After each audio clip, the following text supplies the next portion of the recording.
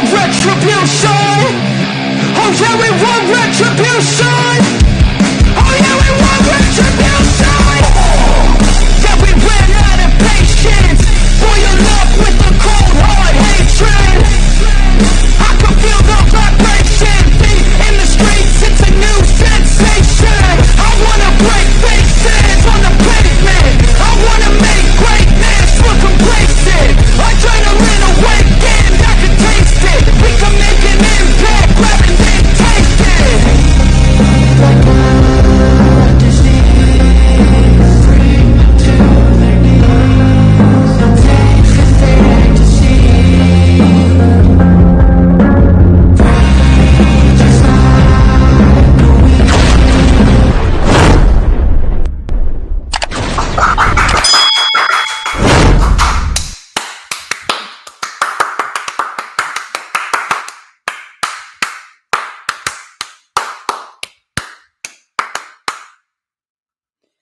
Ladies and gentlemen, the heat has arrived much more intense than we usually have this weekend. So much so that you're getting DJ Storms in a muscle tee.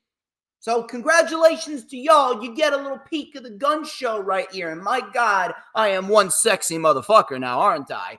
But regardless of that, regardless of the heat, regardless of this amazing figure that you are subjected to here today, that doesn't change the fact that it's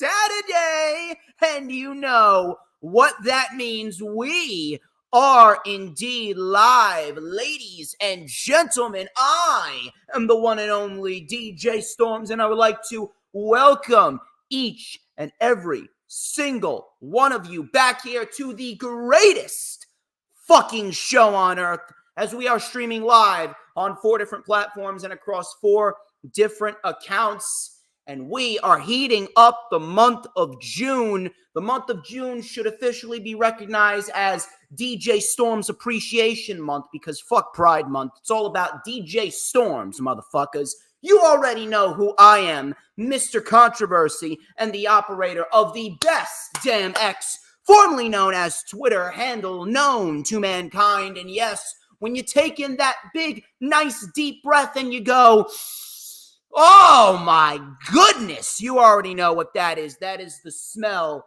of pure motherfucking excellence just oozing off of my body, because everyone, when they come in close proximity of me, they are graced with the most glorious scent among scents in the world. And this is the official Lightning Flash update for June 1st, 2024, which of course is streaming live, like I said, on 4 different platforms across 4 different accounts. June 1st, 2024, LFU, we are kicking off the month right. We had a very good month of May, and we're going to have an even better month of June. We got 3 major pay-per-views happening this month. We are headed down the road towards Battleground for NXT and Clash at the Castle for WWE's main roster. And then we got Forbidden Door at the end of the month. We got plenty of shit to talk about here today, including Adam Copeland. He is officially injured. He has a fractured tibia, because he decided to jump off the cage. He did not execute it correctly. And if we're going to be quite honest, you could have taken that spot out of the match production as a whole. Fightful. They have a lot of reports regarding Tegan Nox, and she is expected to be moved back down to NXT. And if that's the case, I think that she is going to benefit greatly from being back down in NXT. She was called up way too early, if I'm going to be quite honest. Ethan Page has officially signed a contract with WWE. The forbidden door between WWE and TNA has officially been opened, as Jordynne Grace, she will be challenging Roxanne Perez for the NXT Women's Championship at NXT Battleground. And my fucking God, how many contracts are expiring for how many professional wrestlers in the coming months with AEW and TNA and WWE? My God, it is like contract expiry palooza over here. as we head into the summer. We're going to talk about all the contracts that are expiring in the coming months, where certain people might end up, and who would benefit from going or staying where. In addition to that, we got 4 weekly shows to review. We got Raw, SmackDown, Dynamite, and Rampage. We are back to reviewing Rampage because there are no more doubleheaders. We had Rampage at 6:30 p.m. this past Friday. I watched it live. Very, very happy that I was able to watch it live because now I can take notes and review it. Before we get into what we're going to get into here, if you guys haven't already done so, please make sure you follow me on all platforms, social media, at HistoryMakerDJS, both on X and Instagram. One more time, at HistoryMakerDJS, both on X and Instagram, because I make history in everything that I do.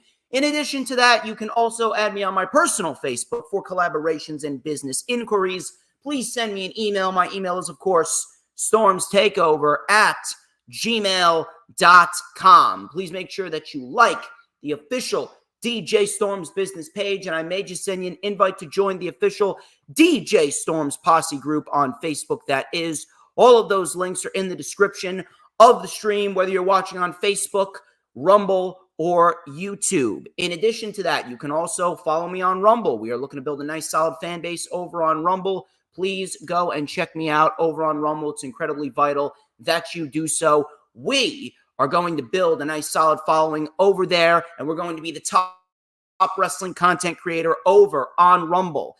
If you guys missed the Savage Storm Wrestling Super Show episode number 1, please make sure you go and check that out. Me, Mr. Greek Savage, and his friend Jay, we did a TNA watch-along and gave our analytical takes on God knows how many news, rumors, and reports. We also reviewed all the major weekly shows that happened within the last week. We had Rampage highlights. We had Collision highlights. We had Raw highlights. We had last week's SmackDown highlights. We went over NXT. We talked about Ethan Page's NXT debut. We talked about Jordan Grace's surprise NXT appearance and plenty more. So go and check that out. We are looking to be the number 1 analytical wrestling show on Thursday nights. So if you guys missed the Savage Storm Wrestling Super Show episode 1, go and check that out right now. This coming Thursday, it will be the final rundown ever. The final rundown for NXT Battleground, because starting in 2 weeks, every single rundown will be combined with the Savage Storm Wrestling Super Show, and Savage Storm Wrestling Super Show episode 2 will take place on Thursday, June 13th, and that's going to be a weekly thing. Go show some love to Mr. Greek Savage. He is fucking great at what he does. If you haven't already done so, please make sure you get your super chats in, your super stickers in, your super thanks in. I see Final Hoss just became a member of the channel. Final Hoss, you are a fucking beast. Thank you very much for stopping on by. I see we got Hula Grim in here as well. First time in a long time that Hula Grim's decided to stop by here on the LFU. Glad that you are on time today, Hula Grim, because we got a lot of shit to go over. In addition to that, after you send in the super chats, the super stickers, and the super thanks, and after you become a member of the channel, please make sure you hit the like button no matter where you're watching it from, whether you're watching on Facebook, YouTube, X, or Rumble. Share the stream out on all platforms, social media, so that way we can get as many people in here as possible. Because everyone needs a dosage of DJ Shizzle Dizzle in their life, because it is a known fact that I make people's lives better. Listen, I didn't make the rules. Yes, I did. In addition to that, please make sure that you hit the subscribe button if you're watching on YouTube, and please make sure that you hit that notifications bell with a huge coup de grace, because that way you are going to know whenever I pop up on YouTube, because whenever I pop up on YouTube, you already know that it is the best motherfucking time to be on YouTube, because it's the only time that you are going to get to see this glorious sideburn chin strap combination and this beautiful mustache right here. In addition to that, finally, you got to make sure you pick up your DJ Storms merchandise, whether it be wristbands, whether it be t-shirts, or whether it be the greatest piece of merch that you will ever fucking own, and that is the official DJ Storms Switchblade comb. It is absolutely fucking amazing in every sense of the word, and if you want to be like me, Get yourself one of these switchblade combs, and just like me, you will be so good. You will be scrumptious, delicious. You will be the tastiest snack in the IWC, and everyone was going to want a piece of you, just like everybody wants a piece of the Storm's Meister. Anyway, people, I think that we should get straight into the festivities. Listen, I could talk about myself forever, but you came here for the wrestling analytics. So, me being the oh-so-gracious individual that I am, I'm going to give y'all what you want. Now then, why don't we get into the news, rumors, and reports, shall we?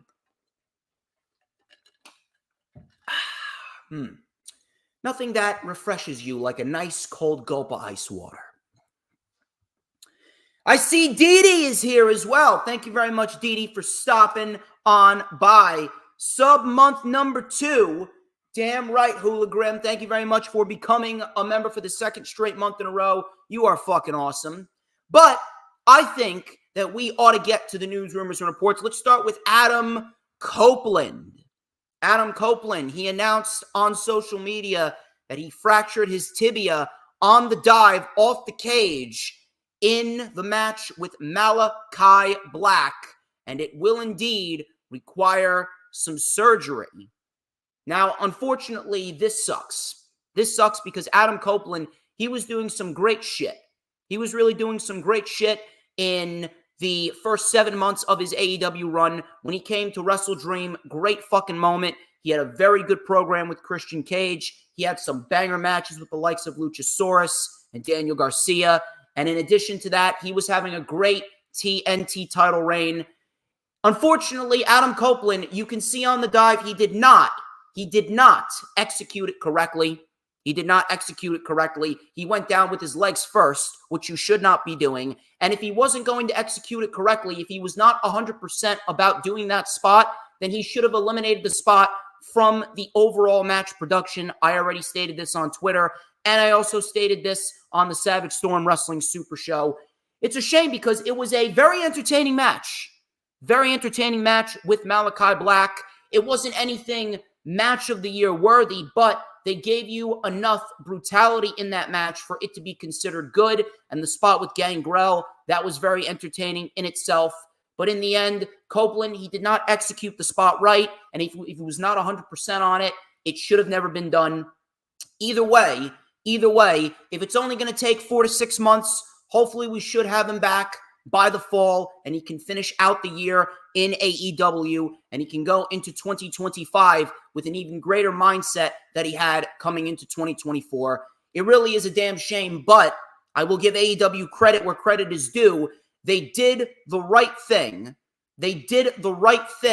And they did not just give the championship to Jack Perry. They actually made a ladder match, so that way we can get a sense of unpredictability. We got ourselves Konosuke Takeshita as the first man that qualified for the ladder match for the TNT title at Forbidden Door. And if it was up to me, I'm giving that championship to Konosuke Takeshita. We'll talk about that a little bit more when we get to the Rampage portion of the review. But best wishes to Adam Copeland. Adam Copeland is great at what he does, and he was fucking killing it in AEW before this injury. Unfortunately, shit happens. It's not ballet. It's professional wrestling. I hope that we get Adam Copeland back on AEW TV before the end of the year. I mentioned this on the Savage Storm Wrestling Super Show this past Thursday, and I may as well mention it again. And this is absolutely fucking absurd, if you ask me. Fightful has learned that Julia is expected to surpass Asuka's run in NXT. Now, I don't necessarily know how they are speaking of that. I'm not sure how exactly they plan on having Julia surpass Asuka's run. Are we talking about longevity? Are we talking about her NXT women's title run? Are we talking about her reign of dominance? I don't know. It's very, very broad. But I mean, if you're asking me, it doesn't matter in which manner they're talking about, because Asuka is never going to be surpassed. Whether you want to admit it or not, Asuka was the greatest female talent to ever come out of NXT. Her run in NXT was second to none. Matter of fact, I am putting her run in NXT over every single one of the horsewomen's run in NXT. Asuka was the most dominant women's champion that we've seen in the last God knows how many years. The only two individuals that have ever come close to Asuka were Shayna Baszler and Athena. And look at what WWE did to Shayna Baszler. Hell, look at what WWE did to Asuka on the main roster. At least Athena's in a place where she's being booked properly. Although I will say she needs to lose the championship, but still, no one except for those two women have even come close to Asuka. Asuka is the greatest female talent to ever come out of NXT. Plus, Asuka, she was in the era where professional wrestling was put at the forefront. She was in perhaps the greatest professional wrestling era that we've seen since the days of the Attitude Era. NXT Black and Gold. That was the professional wrestling era. That was not the cinema era. That was not the soap opera era. That era was fully focused on professional wrestling matches. And Asuka, she was put at the forefront. I don't care how good Julia is. I don't want to write her off, but there is no way that anyone's going to look me in the eye and tell me that Julia is going to surpass Asuka's run. No one is ever going to surpass Asuka's run. Asuka is a once-in-a-generational type talent. Asuka is an individual that comes around very, very, very rarely. Julia may be good, but in this era of NXT, listen, this era of NXT is not all bad. It's not all bad.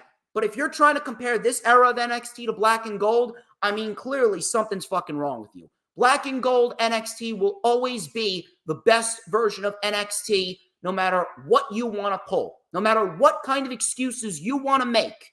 You are never, ever going to convince a sane individual that this version of NXT is better than Black and Gold. Professional wrestling's not at the forefront of this version of NXT.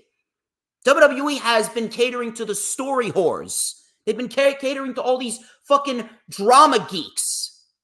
They haven't been catering to professional wrestling fans, and that's a fucking problem.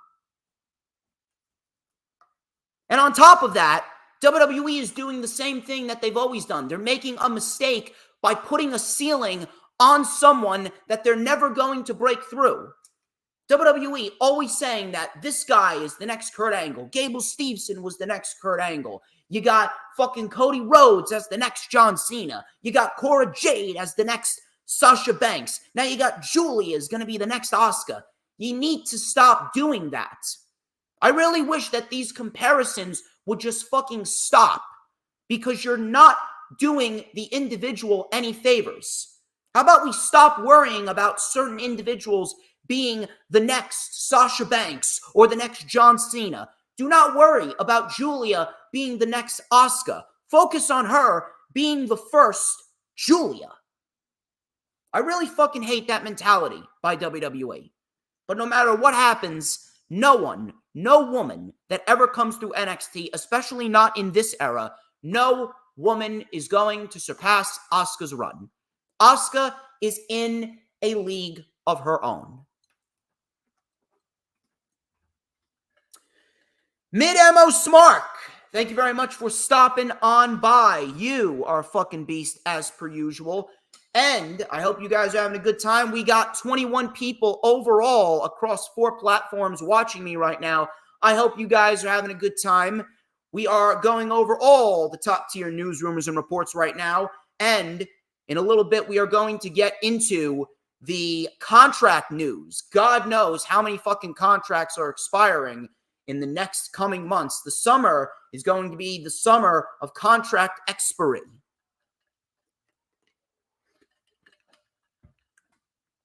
Becky Lynch. She's now officially a free agent. And according to Wade Keller of PWTorch.com, he reported that Becky Lynch has indeed decided not to renew her WWE contract. She told people that she is not going to AEW imminently. Now, that's very interesting choice of words that Wade Keller threw in there. She's not going to AEW imminently, but she will be taking a hiatus from the WWE and professional wrestling altogether.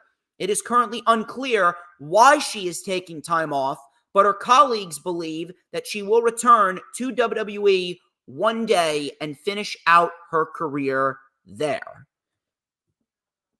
Now, crazy things certainly have happened. I mean, we never thought that we would see a guy like Adam Copeland in AEW. We never thought that we would see CM Punk back in WWE. We never thought that we would see Jordan Grace in TNA form a working relationship with NXT. We never thought that we would see TNA and AEW crossovers. We never thought that we would see MJF cut that pipe bomb promo that he cut on Tony Khan 2 years ago this day, ironically. But I honestly don't believe we're going to see Becky Lynch in AEW. I don't. Now, if Seth Rollins didn't re-sign a new WWE contract, maybe the chances would be a little higher. But then again, we don't know where Becky Lynch's head is at. For all I know, I could be proving wrong. I could be eating my words, and we could very well see Becky Lynch in AEW at Wembley Stadium for all we fucking know. Now, does Becky Lynch in AEW make sense? To a certain extent, I mean, yeah, you could say so. Maybe Becky Lynch wants to spend more time with her daughter. In order to do that, maybe she wants a lighter schedule. Right now, maybe she just wants to spend time with her husband while her husband is out recuperating from meniscus surgery. Maybe she's going to spend time with her daughter over the summer and really create some memories. We do not know what Becky Lynch's mentality is right now. But if I'm a betting man, I don't think Becky Lynch is going to be going to AEW anytime soon. Becky Lynch, at this stage in her career, she really doesn't have anything to prove. So her decision to go to AEW, if it does happen, which I don't think it will, but her decision to go to AEW all depends on if she has passion for professional wrestling, so much so that she wants to test the waters, test out herself, fight new talent. Maybe if she wants to take a lighter schedule to spend some time with her daughter, she could very well do that. But at this stage in her career, I don't see her going to AEW because at this stage, I just see her as too loyal to the WWE. So my understanding is that Becky's taking a hiatus to recuperate with her husband and make sure he is okay following surgery, spend more time with her daughter, and we could very well see Becky Lynch by the fall. But Becky Lynch taking a hiatus from professional wrestling, I think that's good for the WWE because it's going to force them to use new women on the roster instead of always going back to Becky.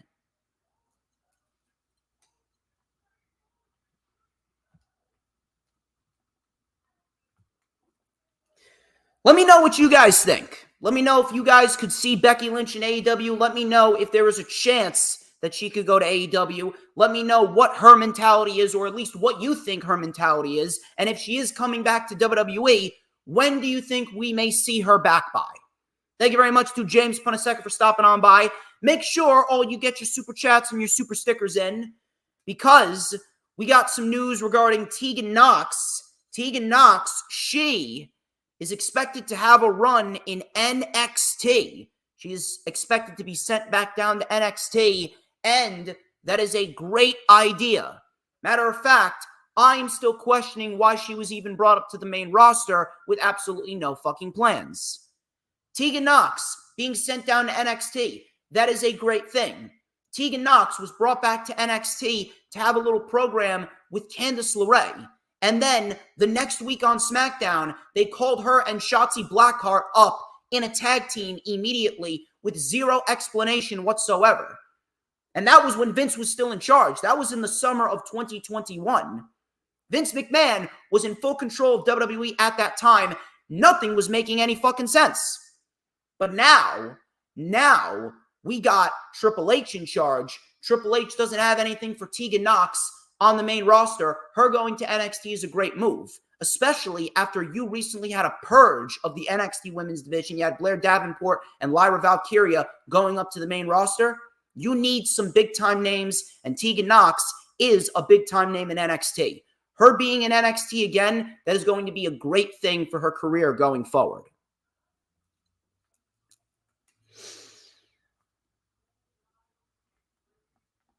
Ethan Page, my boy Ethan Page. Ethan Page has recently signed with the WWE according to PW Insider. He put pen to paper at some point last week. He made his debut on NXT TV this week by attacking NXT champion Trick Williams. And Wrestling Observer Radio, they reported that the main event of NXT Battleground could very well be Ethan Page versus Trick Williams, although I don't know if that is the proper place to do this at. If anything, I would wait until NXT Heatwave the day following Money in the Bank, but that's just me personally. But Ethan Page being in NXT, that is also a great thing. And I'm going to tell you why. Because Ethan Page, he needs a safe space where he can succeed. Because Ethan Page right now, he is his own special peanut pod. Although you could pair a lot of individuals in there with Ethan Page, because Ethan Page, as we speak right now, he's an individual who is great at what he does, but there are just so many people who the crowd would rather see more of. Ethan Page debuting on NXT, that is going to be a great thing for his career. He did a lot of entertaining shit in AEW. He had a lot of great matches. He was involved in a lot of big-time championship matches. But Ethan Page, he was not going to succeed big-time in AEW because there were so many people who were ahead of him.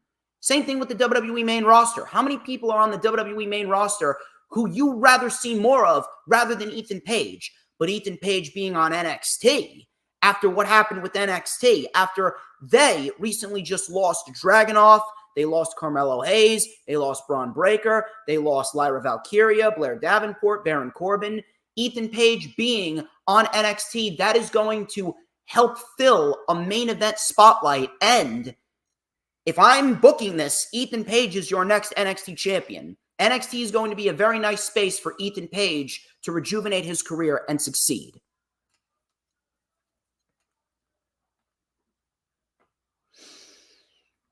Moving on here. Jordynne Grace. She was recently revealed as Roxanne Perez's opponent for NXT Battleground on June 9th at the UFC Apex. And PW Insider reported that this is not going to be the only WWE TNA collaboration that we see in the days ahead. The belief is that there will be some sort of NXT representation on future TNA events. And we could potentially see that going forward at Against All Odds. Against All Odds, I do believe that is on, what is it? Is that on Friday the 14th? I do not know when Against All Odds is. I don't keep up with TNA. I don't think TNA is really worth my time as of right now. But I know that they have a pay-per-view Against All Odds coming up. We have Moose and Matt Hardy for the TNA World title already booked for the show. And we could very well see an NXT talent make their debut at the show because Jordynne Grace is issuing an open challenge for the TNA Knockouts Women's Championship. So I'm not sure who they have in mind, but it is going to be very, very interesting to see who shows up at NXT and who shows up at TNA events. And we're going to see a nice little combination of shared talent between the two rosters. However, I don't want to be the bearer of bad news here, but do not get too excited because just like it got old with AEW and CMLL, just like it got old with AEW and TNA, just like it got old with AEW and New Japan, it's going to get old with TNA and NXT. Pretty soon, after so many times, everyone's going to feel numb to it. So enjoy it while you can. It may seem new and fresh now, but the more that WWE does it and the more that WWE does not keep it special, it's not going to work out in the long term. Again, I don't want to be a Debbie Downer here, but I'm just throwing out the facts. But I am excited to see which talents they cross over between both shows. Matter of fact, Chelsea Green even threw out the idea that we could potentially see Matt Cardona show up on NXT. I certainly wouldn't mind that. I wouldn't mind that at all. I think that that would be a great appearance on NXT, and it would be great exposure for Matt Cardona. Madison Square Garden. Madison Square Garden may very well have just spoiled the ending of the World Heavyweight Championship match at Clash at the Castle. Now, what do I mean by that? Well, let's talk about it.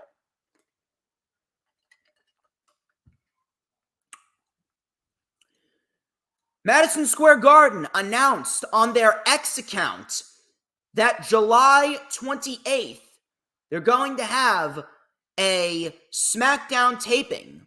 They're going to have a SmackDown taping, and Damian Priest will be defending the World Heavyweight Championship against Jey Uso after the show in a dark match. Now, I don't know if that means anything in the long term. I really haven't paid attention to any house show matches. I mean, they're fucking house show matches. They're fucking meaningless. But, this has raised some concern that the event known as Clash at the Castle may have had one of its big-time matches spoiled for them. And I'm talking about Damian Priest and Drew McIntyre for the World Heavyweight Championship being confirmed for the show. It's going to be in Drew McIntyre's home country of Scotland. Now, I already had the ending planned out in my mind. So it's really not affecting me all that much. But some people, they were thinking that Drew McIntyre, he was pretty much the favorite to win. And regardless, he still is the favorite to win if we're going to be quite honest here. But I had it in my mind already that CM Punk was going to make a special appearance in Scotland, and CM Punk was going to cost Drew McIntyre the World Heavyweight Championship, and we're going to get the build towards Drew McIntyre versus CM Punk at SummerSlam started up, while Damian Priest is the one to drop the World Heavyweight Championship to Gunther. Although some people have been saying that Drew McIntyre is going to win. I don't think Drew McIntyre was going to win regardless. I don't. Because what are you going to do? You're going to give Drew McIntyre the World Heavyweight Championship just to have him have another short title reign? But instead of 5 minutes, how long is he going to be holding it for? 6 weeks? 7 weeks? That's not enough time. So why even give him the championship to begin with? The best route to go would be to have CM Punk fuck over Drew McIntyre and really send Drew McIntyre over the edge to a point where now Drew McIntyre is going to want to rip CM Punk's head off. It's the only logical outcome. Listen, I want Drew McIntyre to be world champion just as much as the next guy. I do. But as of right now, there's just so many people who are higher on the priority list than Drew McIntyre. Drew McIntyre, he recently just signed a new WWE deal. I don't want to be that guy, but it has been well documented in the WWE that they may book you well for the last several months until your contract expires, but when they got you in the perfect position, when they get you to sign that dotted line, they know that you are at their mercy. You are locked in for the next 3 years, 4 years, 5 years, however many years that they got you for. So what is going to happen ultimately? What is going to happen? They're going to do whatever the fuck they want with you. And Drew McIntyre, I don't want to be that guy, but I honestly believe that Drew McIntyre is just going to be a guy that helps put other people over. Just like Kevin Owens is right now. Kevin Owens is, Drew McIntyre is going to slide into that category. Randy Orton's pretty much in that category as it is, even though Randy Orton's a legend in the business and Randy Orton's bulletproof. AJ Styles is in that category right now. All AJ Styles has been doing is putting other people over. What do you think's going to happen? Drew McIntyre is going to slide into that role. When Drew McIntyre and CM Punk have their match, I would not be shocked if Punk wins. Now, I think that Punk will probably win the feud. But I'm calling Drew McIntyre to win the first match at SummerSlam. But, I mean, if CM Punk wins the feud, you may very well have your answer as to what WWE's mentality is with Drew McIntyre. So to me, this really isn't a surprise. And CM Punk fucking over Drew McIntyre, that would be the best route to go anyway, because at least it gives Damian Priest a little bit more time with the championship. And then when he drops it to Gunther, it's actually going to mean something because Damian Priest would have a couple of title defenses underneath his belt already. So to me, this isn't really news, but to others, the main event or the supposed main event of Clash at the Castle may have just been spoiled. According to Wrestling Observer, Natalya's contract is coming up. I believe it's coming up within the next week or two. She still hasn't signed a new contract with WWE.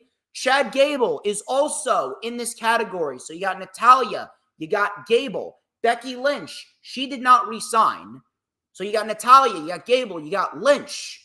I don't know what WWE is up to right here, but clearly someone has forgotten to keep track of all of these professional wrestling contracts, so much so that their contract is coming up. And now they're scrambling to get them to sign new deals. Now, Chad Gable, I don't know what Chad Gable's mentality is. I see Becky staying with WWE anyway. Same thing with Natalya. I don't think anyone expects Natalya to leave. If anything, I expect Natalya to become a trainer in the Performance Center at some point after she's done wrestling full time. So Natalya, she's really not that big of a deal. Natalya really ain't that big of a deal, but I'll tell you what is a big deal. Ricochet. According to Fightful, Ricochet's current WWE contract is set to expire this summer. Ricochet locked down a 5-year deal in 2019, in the summer of 2019, and it is currently coming up in the summer of 2024. And Ricochet, as we speak, has not signed a new WWE contract. Now, just like Becky, just like Gable, I don't know Ricochet's mentality. I don't. However, Will Ospreay's comments, it is very, very, very coincidental. It's very, very, very interesting how Will Ospreay made those comments about Ricochet and how WWE is booking Ricochet so poorly, which they are. Even under Triple H, Ricochet is still not receiving the proper respect that he deserves. He's not showcased on TV every week like he should be. He's been held back in numerous cases. He's not being put in scenarios where he's pretty much showcasing to everyone how good he really is. There's been nothing that Ricochet has done since his NXT run that has been anything of note. Even his title reigns have been lackluster. I'm pretty sure many people forget that he was even a United States champion or that he was even an Intercontinental champion until I just reminded you right there. I don't know what Ricochet's mentality is. I don't. But if you're asking me, I kind of hope Ricochet leaves. I do. I kind of hope Ricochet leaves. At this point in his career, I mean, what does he have left to really prove in the WWE? They're not going to make him a world champion, even though they should. The man realistically should be in the world championship title picture right now. But look at what they did at Backlash. They had fucking Jey Uso as the man challenging Damian Priest at Backlash. Was it a very good match? Yeah, it was a very good match. But I mean, holy fuck. How are you going to pick Jey Uso over Ricochet? Ricochet has been a main event talent since the day he walked in the fucking door. Ricochet has been a main event talent for a long, long time. And the fact that he is not in the main event spotlight, the fact that they have him still floating around in the undercard doing nothing, essentially being a glorified enhancement talent, and they have him on a fucking social media show, which is essentially a beat the clock challenge show on X every single Wednesday. That right there is fucking pathetic. That is beyond fucking pathetic. I do not know Ricochet's mentality, but I hope that he doesn't resign. He would fit like a fucking glove in AEW. Matter of fact, I can absolutely see Will Ospreay and Ricochet being the main event of a pay-per-view. And Ricochet, being the versatile individual that he is, Ricochet can literally be placed in any single spot on the card, and he would succeed tremendously. WWE, even Triple H, they don't appreciate Ricochet the way that people like me appreciate Ricochet.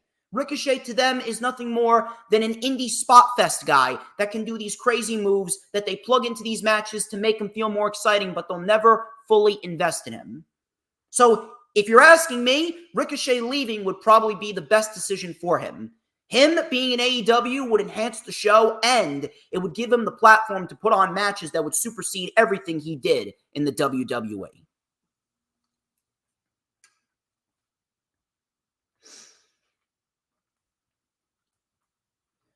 Another individual that has a contract coming up. God knows how many fucking contracts are coming up right here. Speedball Mike Bailey.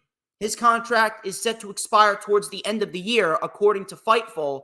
And Mike Bailey currently has interest right now from both WWE and AEW. Now, I don't know where Mike Bailey is going to end up. I don't. I've seen what he can do. I've seen how good he is. However, I do not know where he could end up. However, if you're asking me, similar to Ethan Page, I think he would probably fit best in NXT. Because they need more top-tier talent in NXT. We need to focus more on professional wrestling in NXT because right now, we do not. We do not focus on that whatsoever. It's still all cinema shit. It's nothing more than a bad drama soap opera. We need more professional wrestling on WWE TV as a whole. That's why AEW, I literally get this all the time from my fucking uncle. He tells me all the time how AEW TV is a lot more exciting because of them focusing on professional wrestling first. Now, if they got the structure right, if they got their structure right, if they got the pacing of the shows right, then you got a winning combination. WWE, they got the talent, they got the pacing, they got the structure, they got the marketing, but they got a shit mentality. They do everything to shy away from pro wrestling. I do not know. I do not know where Mike Bailey might end up, but if you're asking me, if he's not going to resign with TNA, him being on NXT would probably be the best route for him. Matter of fact, maybe that's WWE's mentality here. Maybe that's their mentality. Their mentality is to form this partnership with NXT and potentially take some of their talent. Who knows? Now, Will Ospreay. Will Ospreay, again, he made a brilliant comment in a podcast interview this week. Will Ospreay, he mentioned how he thinks Tony Khan should hire Scott D'Amore. Now, I think that would be a brilliant idea. Scott D'Amore is very good at what he does. And if you're asking me, Scott D'Amore would be a perfect, and I mean a perfect candidate to run Ring of Honor. And if that's the case, I would fucking love to have Speedball Mike Bailey sign under the Ring of Honor AEW brand, and we could very well see Ring of Honor run by Scott D'Amore and Mike Bailey as a cornerstone of the new Ring of Honor brand. Ring of Honor, they put on some great fucking pay-per-views. They do. But they do not throw out good weekly TV. A lot of their weekly TV is all the same. A lot of their weekly TV is very, very lukewarm. And that's not really sitting well with a lot of people. That's not sitting well with a lot of diehard Ring of Honor fans. I think that we need to find someone that's going to take Ring of Honor in the right direction. Because like I always say, Tony Khan, the guy's doing too much. Guy's got a lot of fucking passion. Guy's got a lot of fucking pride. Guy's put on some damn good fucking shows this year. But the guy does too much. I've been stating this for years now. He's been doing way too much for God knows how long, to a point where shit is not resonating well. Some shit on AEW and Ring of Honor TV, it's not resonating like it should resonate. But with Scott D'Amore in there, running Ring of Honor, that would help bring a new sense of structure and a new lease on life to the Ring of Honor brand. Scott D'Amore can worry about that. Tony Khan can worry about AEW TV. But Mike Bailey, I mean, if the signs that we've seen in the last week are anything, I think Mike Bailey could very well go to TNA, or he could resign with TNA, but if he's leaving TNA, I can see him going to NXT. If this NXT partnership is going to do one thing, it's going to make the NXT brand more watchable. It's going to make them more tolerable. Matt Hardy, he recently just confirmed that Jeff Hardy's contract with AEW, it is set to expire this month. Jeff Hardy's contract with AEW is set to expire this month. Now, I don't know where Jeff Hardy's going to go. Matt Hardy, according to him, he is still a free agent right now. Matt Hardy is still a free agent right now. He is just making appearances on TNA. He is still in conversation with Tony Khan and WWE. He just wants a more substantial role. Now, for anyone that's asking, well, why are the Hardy Boys not being positioned in a substantial role on AEW TV? It's quite simple. Jeff Hardy fucked them up. Jeff Hardy's stupidity and DIYs fucked them up. What happened in June of 2022 completely ruined any chance of the Hardys being placed in priority roles in AEW.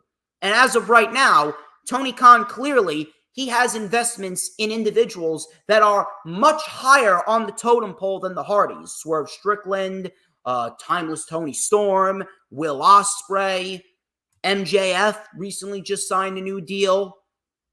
Jack Perry, Okada, Mercedes, Willow Nightingale and Chris Statlander, they're going into a little undercard feud. Britt Baker's about to come back. Daniel Garcia recently just called out Will Ospreay, so you know that Daniel Garcia, he is going to be in top-tier contention for an international championship.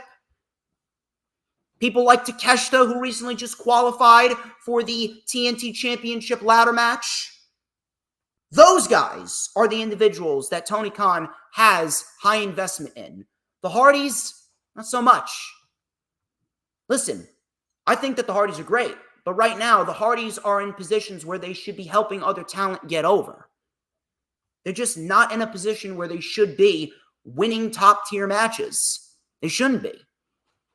I really don't know what to tell you. We'll see what happens, but I don't know if he goes anywhere. If anything, I think that Jeff Hardy touring the indies a little bit, maybe that could do him good. Him making sporadic indie appearances rather than being on the road, that will do good for his physical and mental health. Same thing with Matt Hardy. Those are all of your news, rumors, and reports for the week. Hope you guys are having a good time. We got nearly 30 people watching right now. You guys are fucking awesome as we are approaching the 50-minute mark. Please make sure to hit the subscribe button, like and comment, share the stream out on all platforms of social media, and please make sure that you hit the super chats, you hit the super stickers, and you hit the super thanks, because I have done a shit ton. I have done a shit ton of work here. I have given you the best fucking wrestling analytical takes, I am the best wrestling analyst, but I have given you the best fucking analytical takes that you will ever fucking see, and I think that I deserve one hell of a fucking raise. I deserve one hell of a fucking raise, and I deserve some dough for all the hard work that I've been putting forth. But in the meantime, let us go over Monday Night Raw. I wish I didn't have to go over Monday Night Raw, but we're going to go over Monday Night Raw anyway. Monday Night Raw. I do not know what the fuck happened. I really don't. I do not know what the fuck happened with Monday Night Raw, but Monday Night Raw, minus Braun Breaker and minus Chad Gable, Monday Night Raw was complete and utter dog shit. They sold out Savannah, Georgia's arena, right? They fucking sold it out, and yet, it sounded like fucking crickets were in the crowd. Sold out arena, fucking crickets. Meanwhile, you had about 5,000 people. You had 5,000 people in the Kia Forum, right? 5,000 people out of a 13,000 people arena in the Kia Forum, right? And yet, the Kia Forum, they made more noise than the people in Savannah, Georgia. That's how you know that WWE crowds fucking suck. I wish I didn't even have to review the show, but we're going to review it anyway. Ludwig Kaiser, he came out and he did his usual shtick. Ladies and gentlemen, I demand all of your gratitude. You get the point. The Ring General. And Gunther came out. The crowd was chanting, "We want Randy." Gunther no-sold it. He said, on Saturday, I beat Randy Orton, and now I am the rightful king of the ring. Yes, you are. Although the ending fucking sucked, you are the king of the ring, and you were the right winner. He goes, now I get to challenge the World Heavyweight Champion at SummerSlam. Let's talk about Damian Priest. He really stepped up, and he took on a responsibility when Rhea Ripley was out. He took on a responsibility just like I took on responsibility. The world title is lacking prestige. Priest and the Judgment Day then came out. Priest said, you are the king of the ring, but let's be real here. We all saw you did not beat Randy Orton. So you shouldn't be taking credit for beating Orton. You should take credit for costing Randy Orton a shot. I earned a briefcase in a ladder match. That's how this works. That's how business around here works. Gunther then said, if you're still champion, I'll be challenging you. Business is not my expertise. I'm waiting for someone to teach me something after that bell has rung. That was a very good line right there by Gunther. I teach people about this great sport. Priest then said, as your world champion, what can you teach me that I don't already know? Drew McIntyre then came out. Crowd was chanting CM Punk. Drew said CM Punk's been back for 6 months, and the highlight of his return has been me. He would have screwed up if I didn't injure him. You're welcome, by the way. Gunther then left. He said, fuck this. I don't want any part of this. Priest then said, Drew, you think I'm looking past you. I'm not looking past you. I'm looking through you. Drew then said, since mommy got injured, your group has gone to hell. I am the only UK superstar to win the world championship. Matter of fact, I won it 3 times, soon to be 4. This is Scotland now. We are the most passionate people in the world. You are walking into a war zone. You've been shattered by 2 guys. You've been overshadowed by 2 guys that are injured. One of them just got cleared, and I'm coming to take your title, said Drew. Priest then said, you think that I'm afraid the crowd will boo me? Why don't I talk some truth since you're talking truth? Is your wife going to be there? So Drew McIntyre, obviously he got angry. And Priest then goes, hold on, listen. I don't care if your wife's going to be there or not. I don't care. I just wanted to get under your skin. So why don't you do something about it? So Drew McIntyre, he was going to do something before Braun Strowman came out. He came out for his match against J.D. McDonough. Drew walked out, and then Braun Strowman and Damian Priest, they stood face to face. Now, I will say this. The back and forth between Damian Priest and Drew McIntyre, that was better than the back and forth between Damian Priest and Gunther. But this segment really wasn't anything. If you missed this segment, you didn't miss anything. All this segment was pretty much a showcase. This segment was nothing more than a showcase to get you ready for the coming matches going into the summer. This feud, this little program, this little angle with all these guys, with Gunther, Drew, Strowman, and Priest, all this did was showcase to you who Damian Priest is going to be fighting at the next several pay-per-views. You got Drew at Clash at the Castle. Then you're going to get Braun Strowman at Money in the Bank. Then you're going to get Gunther at SummerSlam, in which Damian Priest is ultimately going to fall, and Gunther's going to be the new world champion. That's how this is playing out.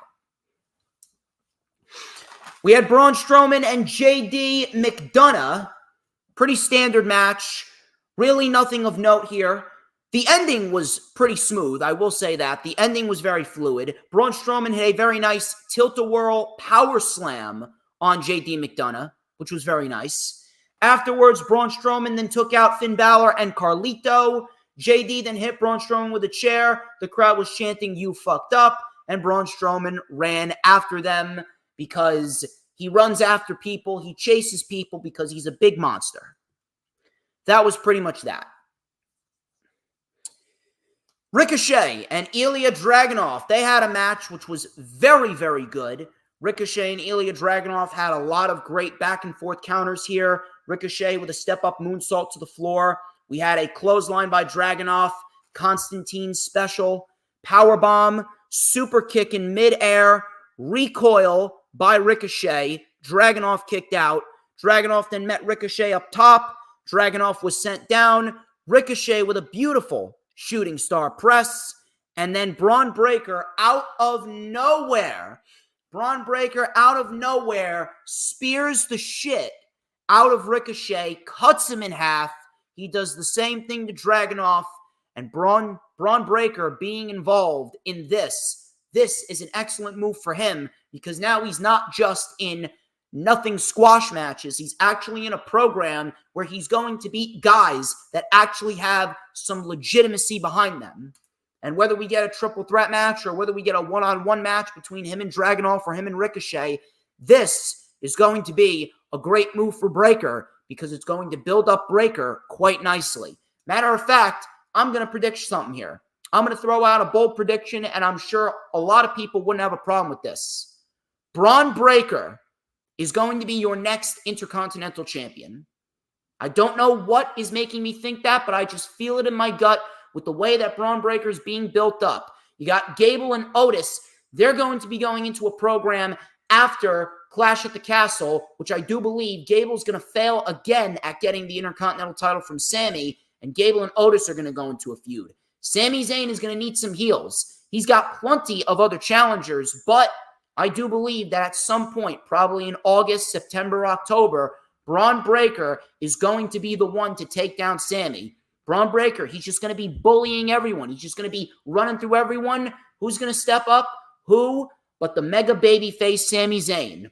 And when Braun Breaker and Sami Zayn face off, Sami Zayn is going to make Braun Breaker a better wrestler and a better heel. And Braun Breaker will be the new Intercontinental Champion when it's all said and done.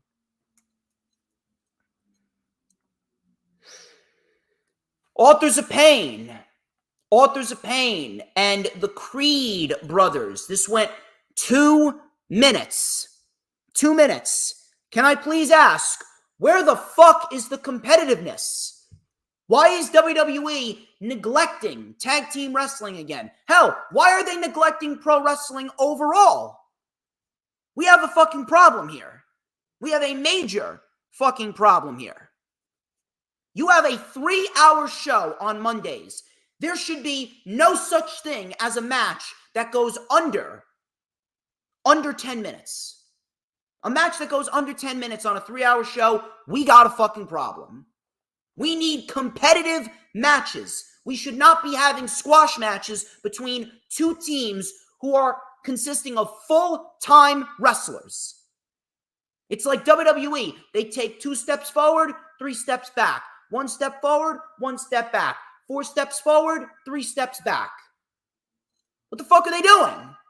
May was such a very good month for them. They focused on pro wrestling this month. And then we get to Monday Night Raw this past Monday, and you cannot even give me more than 2.5 minutes between the Creed brothers and the Authors of Pain. Yeah, like that's really going to get them over. Like that's going to be fucking beneficial to them. Stop with the quick matches. We need time. Rampage was a 1-hour show. Rampage was a 1-hour show, and we had 5 matches on that show, right? We had 5 matches on that show, and 3 of those matches got at least 10 minutes.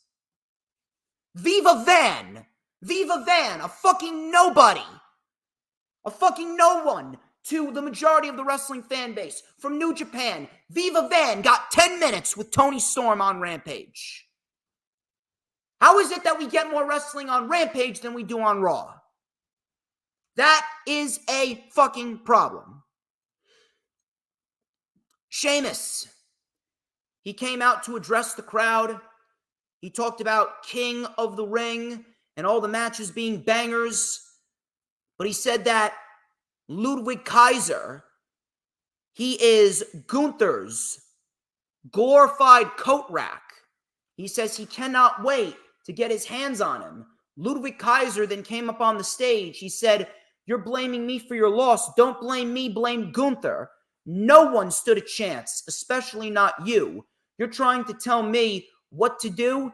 Sheamus, you clearly have no business being here." Sheamus then told Kaiser to shut up, and he went to the back to get him. Kaiser then ambushed Sheamus. The brawl spilled out to ringside, and officials had to come out to separate them. Now, what does this mean? We got Sheamus and Ludwig Kaiser. They are currently in a program right now. What does this mean? To me, all this means is that they could be setting up one of Gunther's top challengers. Sheamus says, "Oh yeah, there's not going to be a part 4. I disagree. I think there is going to be a part 4. Only this time it's going to have very, very high stakes. Sheamus is going to be one of Gunther's challengers after Gunther inevitably wins the World Heavyweight Championship at SummerSlam. And I'm certainly not going to have a single issue with that. Lyra Valkyria, she took on Kairi Sane, another quick match. I'm glad that Lyra got the win, but again, why do we have 3 4-minute matches? That is a fucking problem. If you're going to give me these 2 women, let them fucking go. Let them fucking go. Io Sky, she was in the back and she was breaking furniture after Kairi's loss. I'm not sure what's going to happen there, but Io Sky clearly is not happy with Damage Control. I really couldn't give a shit because let's be honest here. If you're giving me the choice between watching Viva Van and Toni Storm on Rampage versus watching Io Sky throw an adult temper tantrum on Raw, I'm picking the 1-hour show that people are saying is a waste of time any day of the week. Io Sky should be in the ring, not in the back breaking coffee tables. Fucking stupid. Rey Mysterio and Carlito. Decent match right here. I'm not going to say it wasn't, but who gives a shit? No one gives a fuck about the LWO. No one gives a fuck about them feuding with the Judgment Day again. We've seen this shit time and time and again. I don't know what the fuck they're doing with Rey Mysterio. If anything, Rey Mysterio should be putting other people over. But he's not. He's fucking beating Carlito. Yeah, that's really going to make Carlito a serious threat on Monday Night Raw. I'm telling you, shit like that, it just really pisses me off. Carlito came back to WWE. They've done nothing with him. Nothing. Bronson Reed. Bronson Reed versus Otis. Again, quick match. Quick match. Went about 2 minutes. Bronson Reed wins. The match, absolutely a waste of time. But what happened after the match? What happened after the match? This shit was the best thing on the show. The best thing on the show by far. Chad Gable. He brought out Maxine and he brought out Tozawa. Gable was berating Otis right in front of the rest of the Alpha Academy. He said that Otis blew his chance to redeem himself. He said that Otis lacked discipline. He said, now I have to show you discipline. Just so you know, you made me do this. Chad Gable then took off his belt. He then told Otis to grab the rope. Chad Gable went to whip Otis with his belt, but Maxine Dupree stopped him. Gable told Maxine Dupree to leave and do not come back. He goes, this is Alpha Academy business, so stay out of it. All of a sudden, Sami Zayn came out. Chad Gable told Sami not to take one more step. Sami obviously didn't listen to him. Sami Zayn said, "What are you going to do, Chad? You think you're pretty tough, huh? Guess what? You're not. You're a weak little man. You come up short every time, and you look for everyone else around you to blame. You're the one who can't get the job done here." Gable said, "I would have gotten the job done if it wasn't for this idiot." And he pointed to Otis. Sami then took the belt from Gable. Sami then looked at Otis and asked if Otis was still going to put up with Chad Gable's crap. Stop listening to him and start listening to them. Sami was then attacked by Gable. Sami fought back. Otis was then conflicted, but he ended up pulling Sami Zayn off of Gable. Gable then with a German suplex. Gable with a ground and pound. And the crowd was chanting, "Let's go, Otis." Crowd was chanting, "Let's go, Otis." And that was the way the segment ended. Otis, day in and day out, he is becoming more and more likable. And when Otis inevitably turns on Gable, my God, that babyface pop is going to be big. Next week, we got Damian Priest versus Rey Mysterio. We got Sheamus and Ludwig Kaiser, and we got New Day versus the Authors of Pain. I'd like to hope that those matches will actually get some time. Becky Lynch versus Liv Morgan. Steel cage match for the Women's World Championship. I'm telling you, people, if there's one thing that I cannot fucking stand, if there's one thing that I hate, it's WWE steel cage matches. WWE's steel cage matches absolutely fucking suck. If anything, I'm sitting here wondering why WWE still does cage matches. WWE's cage matches are fucking boring as shit. Every single cage match in WWE feels the same. It legitimately feels the same. I legit do not remember the last time that WWE had a good steel cage match. I think the last time that we had a good steel cage match in WWE was back when we had Trish Stratus and Becky Lynch back at Payback 2023. That was the last time we had a good WWE steel cage match. There are very few WWE cage matches that happen that actually resonate. The last one we saw that was good was back in November. And then the last one before that was Drew McIntyre and Karrion Kross in Saudi Arabia at Crown Jewel. Those were the last two cage matches in WWE that have actually felt intriguing. We have not had another cage match in WWE that has actually felt intriguing. At least in AEW. At least in AEW, they actually work to give you something of substance with these cage matches. You saw that match we had with Adam Copeland and Malachi Black. Those two put on a better match than Liv Morgan and Becky Lynch. And Edge had a broken fucking tibia. If Adam Copeland can put on a better match with a broken leg rather than Becky and Liv when they are 100%, what does that tell you about WWE steel cage matches? WWE steel cage matches are fucking dog shit. And don't even get me started on this fucking ending. Don't even get me started on this fucking ending. WWE, with this fucking ending, WWE, they gave you one of the most cheesiest, one of the most corniest, one of the most unbelievably stupid endings to a cage match that I have ever fucking seen. I swear to God, it was like I was watching a fucking Looney Tunes episode. Swear to Christ. It's like I was watching a fucking Looney Tunes episode. So, whatever happened in the match, completely fucking irrelevant. The match sucked. So, Dominic Mysterio comes out after Damian Priest told him to fix this shit. Dominic Mysterio comes out, right? Dominic Mysterio, he opens the door and he's telling Becky Lynch to come on out, The Judgment Day, JD McDonough and Finn Balor comes out. All of a sudden, you hear Braun Strowman's music. You hear Braun Strowman's music come on out. Braun Strowman barrels past JD, and he runs after Finn. Dominic is on the other side of the cage.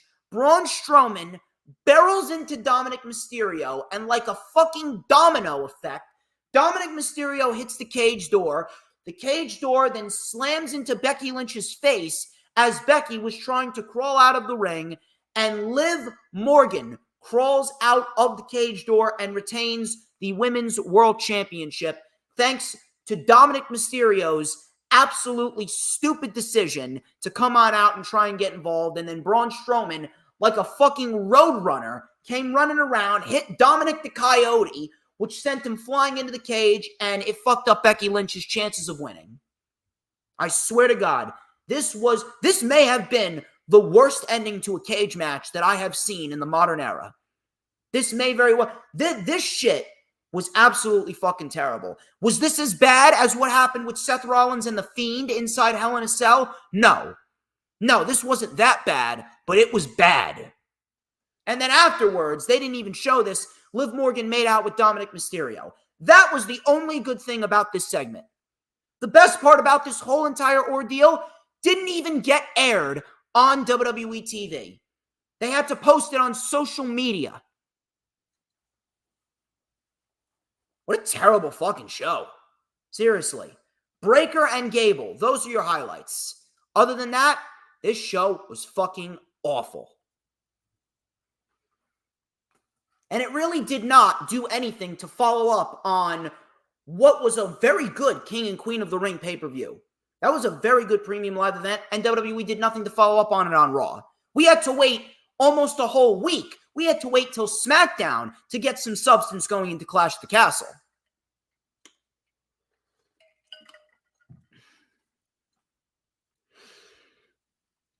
Dynamite. Now, Dynamite, on the other hand, we did get substance on Dynamite.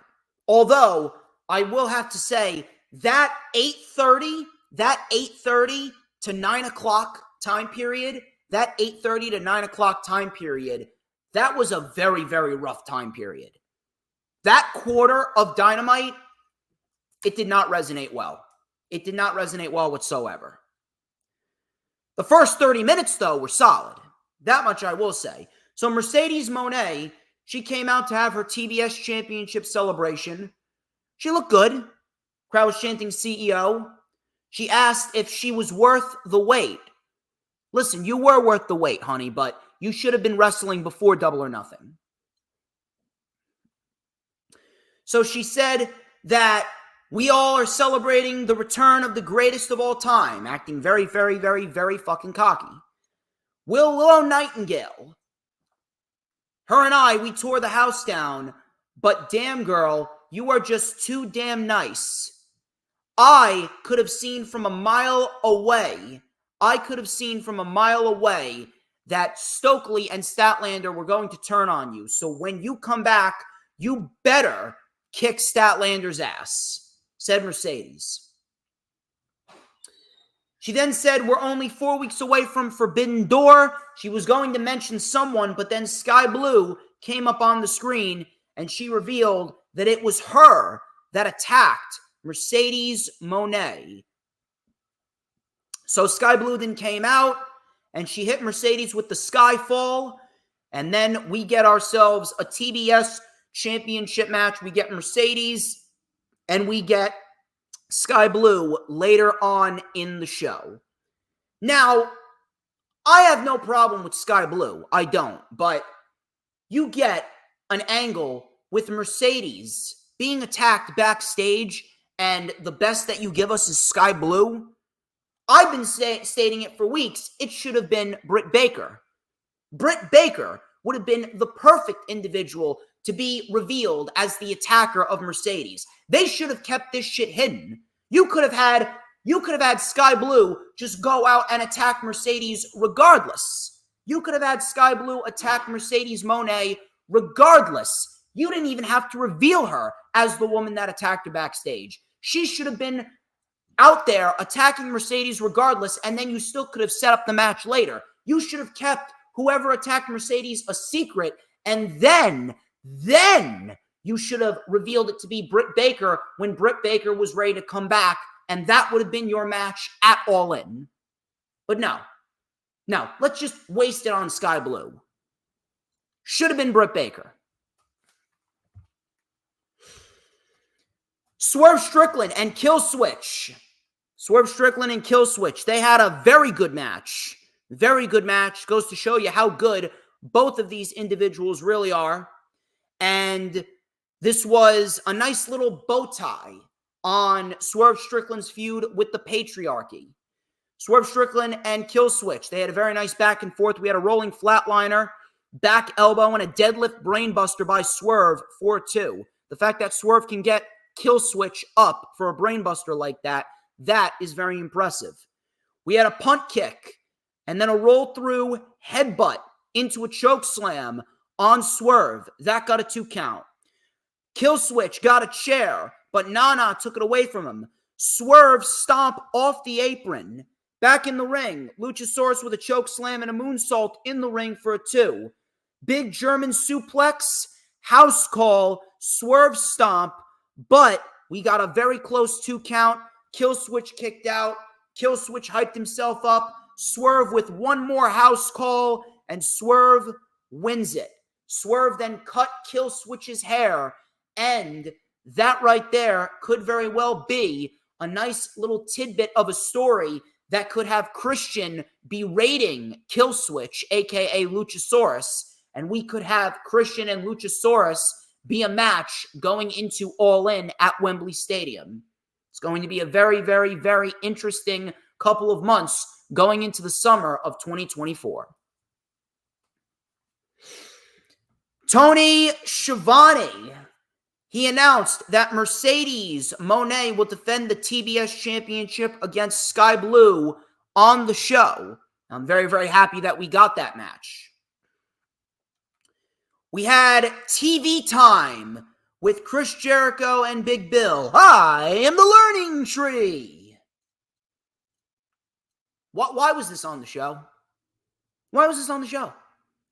I don't get it. I thought that AEW was supposed to be the professional wrestling show. But here we are getting a talk show with a fucking cardboard cutout of a tree that looks like it was something off of fucking Minecraft. You had a fucking cardboard tree set up in the background that looks like it was something off of Minecraft. You had Chris Jericho out there with Big Bill and Brian Keith. What did this accomplish? This did nothing. Matter of fact, you want to know what the best part about this segment was? Hook came out, right? Hook came out. Samoa Joe stopped him midway down the ramp, whispered something in his ear, and Hook left with Samoa Joe. That was the best part about this entire segment. That was the best thing about this entire segment. Other than that, I mean, holy fuck. This shit was fucking cringeworthy. And this, just like what happened at Double or Nothing, this fucked up the flow of the show. Completely fucked up the flow of the show. I don't get it. I honest to God don't get it. Why are you putting Chris Jericho out there in a fucking talk show? This is not WWE TV. This is not 2008. This isn't the days of the fucking highlight reel. You need to focus on professional wrestling and professional wrestling first. And you just took time away that you could have given to Mercedes and Sky Blue. Chris Jericho, he just needs to go away. He needs a break. Because the more that Chris Jericho is on TV, the more that people are going to get sick of him.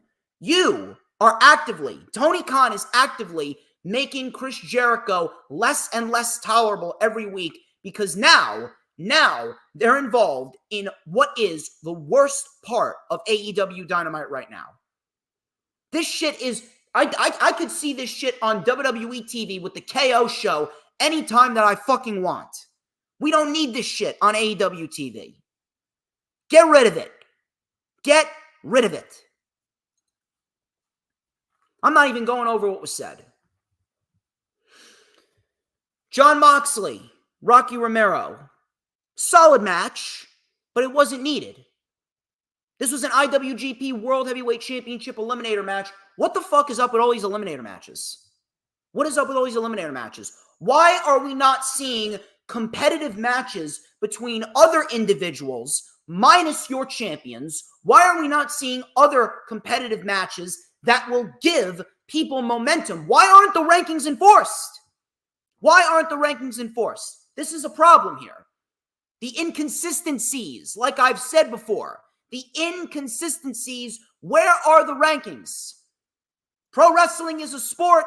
It needs to be treated as such. We need the rankings back on AEW TV because now you're throwing out championship eliminator matches that make absolutely no fucking sense. You're throwing out championship eliminator matches legitimately every fucking week. How many eliminator matches have we seen in the last 3 months? I think I can count about 10. We've seen 10 fucking eliminator matches in the last 3 months. That is a fucking problem. Just like TV time with Jericho, we need to get rid of that shit. And we need to get rid of that shit immediately. Jon Moxley wins. Jon Moxley wins with the Death Rider. I mean, what more do you want me to say? What more do you want me to say?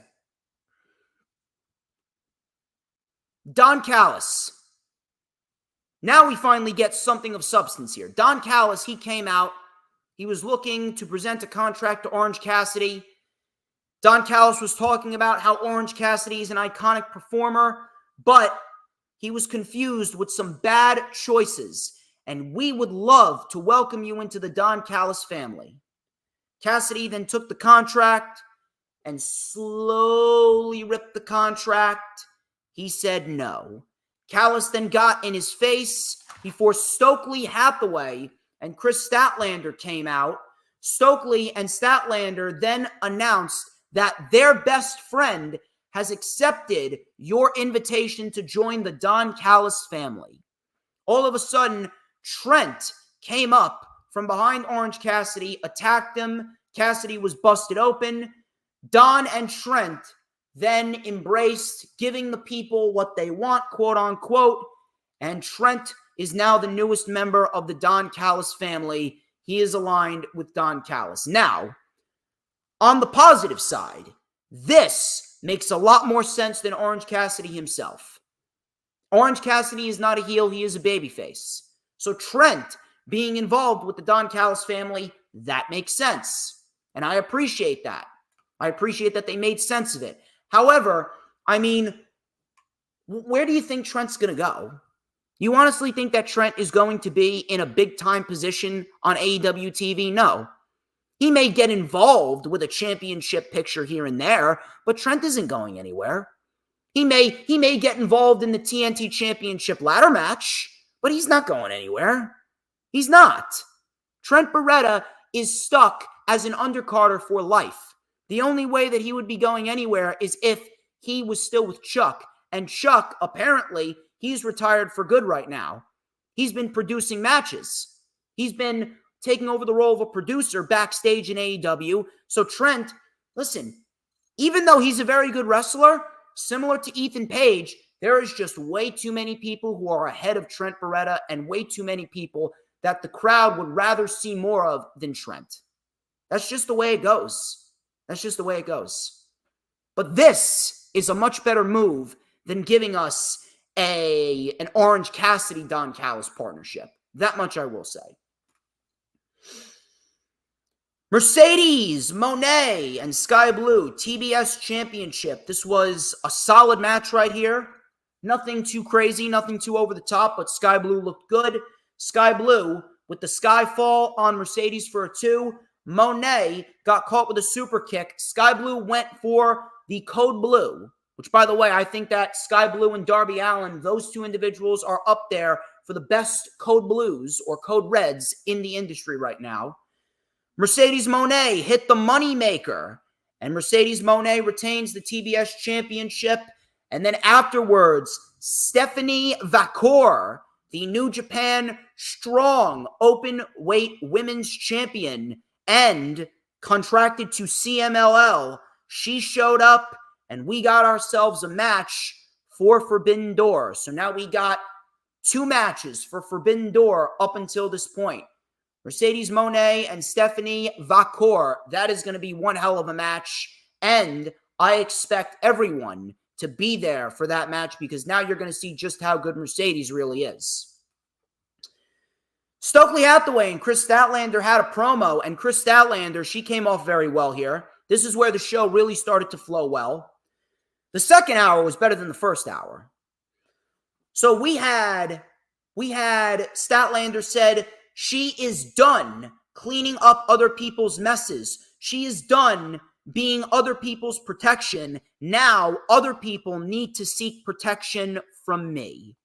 That was some good shit. That was some real good shit. Next week, we got MJF making his return.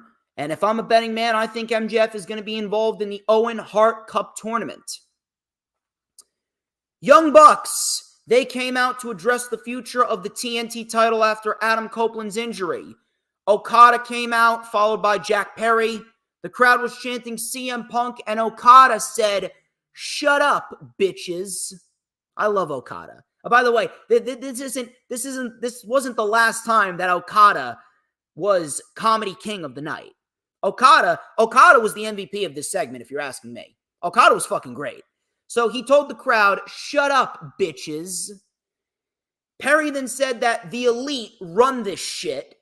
Nicholas said, "It's been a fantastic week. We released our Reebok pump shoe, which is the hottest selling sneaker in years. They got Okada a new car." So Okada looks at the Titantron and they showcase the new car. And Okada's got this, he's got this shocked face on, this phony shocked face on. And he goes, "Is this a dream?" And then he puts his hand over his head and he's fucking fake crying. He's like, "I love you guys." Okada's fucking great. Okada is fucking hilarious. I swear to God.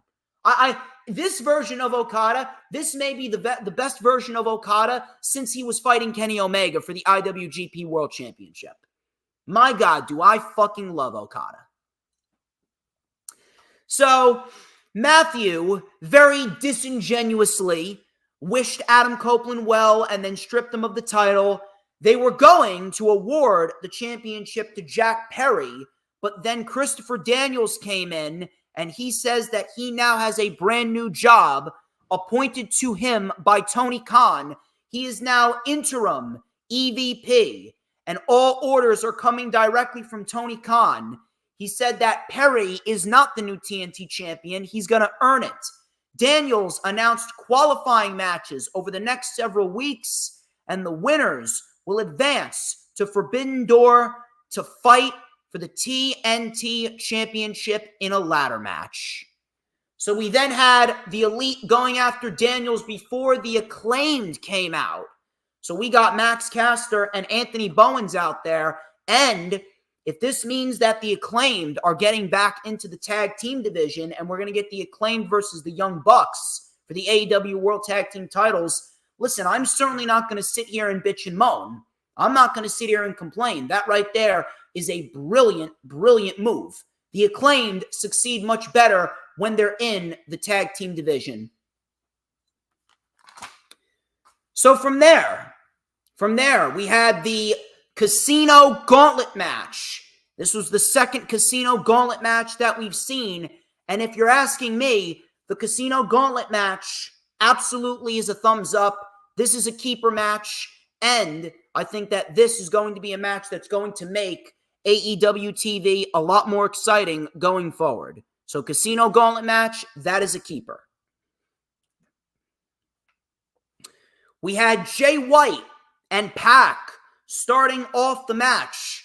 And my God, it is a pleasure to watch those two in the same ring together. Next up was Mystico from CMLL. So we got some Forbidden Door taste in this match. Out next came Will Ospreay, which I was shocked by. We had Shota Umino and Claudio Castagnoli come out.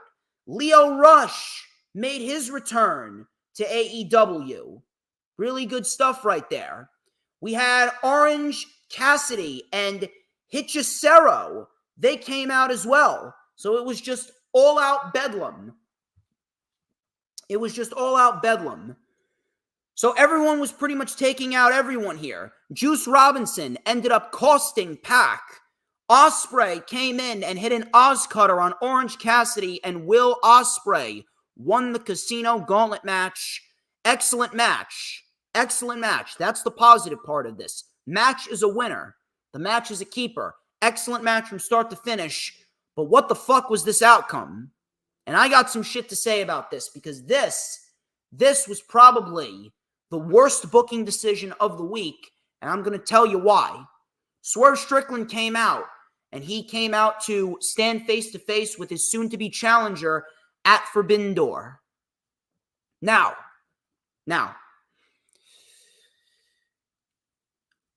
is this a big-time pay-per-view match? Yes.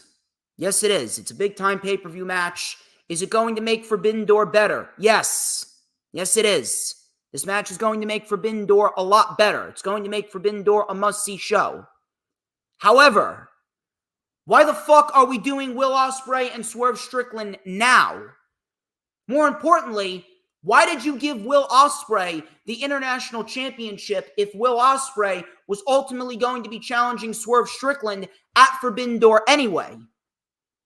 You want to know what this came off as? This came off as a reactionary move. This came off as a desperation booking decision. Tony Khan, he came off incredibly desperate this past Wednesday on Dynamite. Why? You're putting Will Ospreay and Swerve Strickland at Forbidden Door as your main event this early. Swerve Strickland has barely gotten started as the world champion, and Will Ospreay just won the international championship. So you're putting two individuals in a scenario where they cannot lose. It honestly feels like Tony Khan did this as a reactionary decision because he feels like people are losing interest in the AEW product as a whole, and he's desperate to sell tickets for Forbidden Door. You should not be making decisions just because you're desperate to sell tickets. You should not be making decisions for ratings. You should be making decisions that make sense. So now what are you going to do? You may well have just put Swerve Strickland in a scenario where he may very well lose. And if they give Will Ospreay the world championship, you're playing a very dangerous game of people getting sick of him. Can't do that shit. You just cannot do that shit. You know who should have won this match? Shota Umino. Shota Umino should have won this match. Why? Because it would have played up to the Forbidden Door stipulation. Shota Umino winning this match would have played up for the Forbidden Door stipulation. It would have given Swerve a great match, and he would have gotten through Forbidden Door. Hell, if Will Ospreay versus Swerve Strickland was going to be a match anyway, you shouldn't have given Ospreay the international title, and you should have just booked the match at All In. If anything, you should have just put Will Ospreay in the Owen Hart Cup tournament. You should have just put him in the fucking Owen Hart Cup tournament, and you should have just given him the win, and then he could have challenged Swerve Strickland at All In. But we don't need this match. We don't need this match this early. Swerve Strickland is way too good just to have a 2-month title reign. Swerve Strickland right now is one of the best in the business right now. Swerve has been fucking killing it. Swerve has been fucking killing it as world champion. He's been putting on great matches. He's been looking strong. He hasn't been losing clean. There's no fucking tomfoolery. Prince Nana's not getting involved. He doesn't look weak. Shit makes sense. He's competing in matches that make sense. He just put on 2 banger championship matches against Claudio and against Christian. Why are you putting him in a scenario where now he's fighting someone else who shouldn't really be losing right now? This is the same shit that WWE did with Logan Paul and Cody Rhodes. Why did Logan Paul challenge Cody when Paul's main focus should be the United States Championship? Why is Ospreay challenging Swerve when Ospreay's main focus should now be the International Championship? I'm very worried. I am very, very, very fucking worried about Swerve. I really am. And it's not fair to him.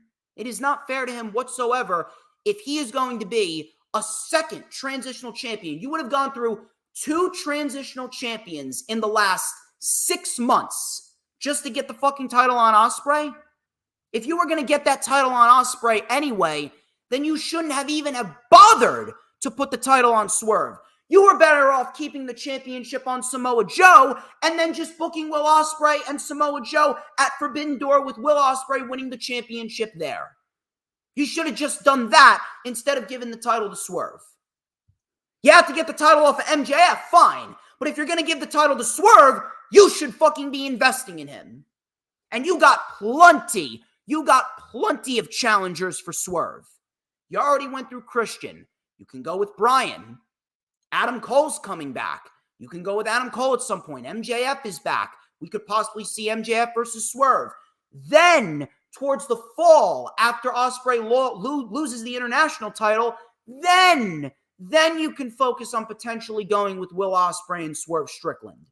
What about Hangman? Are you really going to give Ospreay the world championship? Are you really going to overpush Will Ospreay and give him 2 championships? You're going to run the risk of people turning on Will Ospreay because you're pushing him too much, and then you're going to pass up on doing Swerve and Hangman in the main event of All In? Hangman is the one that should be winning the Owen Hart Cup tournament. Hangman and Swerve, that is your main event. And you're going to fuck it up because you are so desperate for ratings and tickets that you're going to put the world title as well as the international title on Will Ospreay? I shit on it when WWE did it with Logan Paul and Cody Rhodes, and I'm going to shit on it here with Will Ospreay and Swerve Strickland. This match should not be booked. Now, granted, Swerve does have a chance of winning. Swerve does have a chance of winning, and we could see Swerve Strickland potentially beat Will Ospreay, and then Swerve Strickland and Will Ospreay could have a rematch, potentially, at All In. Or maybe this is just an appetizer. Maybe we see Swerve and Ospreay at some point after All In. Maybe we see it at some point after All In, and then that's when Will Ospreay will win the international championship. I don't know. I do not know what they're going to do. I really don't. But if there's one thing that's for sure, it's that this was the wrong outcome. It should have been Shota Umino. This isn't even a Forbidden Door match. It's a match between 2 full-time AEW talents. Why is this match being booked now? We should have Forbidden Door matches at the forefront of Forbidden Door. Excellent match. Wrong outcome here. And I'm genuinely concerned for Swerve because Swerve deserves a hell of a lot better than just being a second transitional champion, just like Samoa Joe was a transitional champion. Will Ospreay does not need to be the world champion right now. We do not need that. Moving on to Rampage here. We did get some decent material on Rampage, but holy fuck, Tony Khan, you need to stop overstuffing Rampage. 5 matches? You put 5 fucking matches on Rampage. 2 of them were squash matches. I'm sorry, but that is a fucking problem. You should have taken the squash matches out of the show. Show kicked off with Penta, El Cero Miedo. He took on Konosuke Takeshita. This was a very good match. This was a TNT Championship ladder match qualifier. Takeshita and Penta, they had a very good back and forth here. Always great to watch Penta wrestle. Takeshita is great at what he does. Takeshita bringing the power game. Penta with some Tope Con heroes and sling blades. Takeshita caught a Canadian Destroyer on the apron. Back in the ring, Takeshita with a Blue Thunder Bomb for a 2. Takeshita, big forearm and a V-trigger with the exposed knee. And Takeshita is going to Forbidden Door, and he is going to be competing for the TNT title in a ladder match. And if you're asking me, after this match, there is no one better to win the TNT championship than Konosuke Takeshita. Because Jack Perry, he doesn't need the TNT championship. And I'll explain why right here. Jack Perry is great at what he does. Right now, Jack Perry is doing some of the best work of his career, and he's only wrestled once. He hasn't even been doing much, but yet he's one of the best acts in the industry right now. But that doesn't mean that he needs the TNT title. If you want to have him involved with the ladder match, go ahead. But Konosuke Takeshita should be the new TNT champion, and I'll tell you why. Jack Perry, as we speak right now, he is already in his own separate spotlight. He's with the Elite. He just won the main event of Double or Nothing 2024 by pinning one of the greatest of all time in Bryan Danielson. He doesn't need the TNT title. He doesn't need any extra spotlight than he's already got right now. They're booking Jack Perry perfectly. If you give him the TNT title, you're just giving him extra momentum that he doesn't need. Take your time with Jack Perry. If anything, Jack Perry should be the one to take the title off of Will Ospreay, not the TNT title.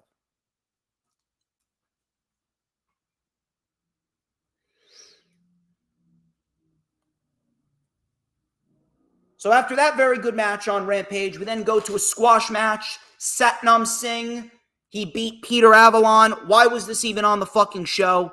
Completely fucking irrelevant. Toni Storm and Viva Van. This was an AEW Women's World Title Eliminator match. Now, the Eliminator matches are fucking garbage. The Eliminator matches are fucking garbage. However, it is always a pleasure watching Toni Storm wrestle. Toni Storm is fucking great at what she does, and no matter where you put her on, whether you put her on Collision, Rampage, or Dynamite, she is going to make the most out of it.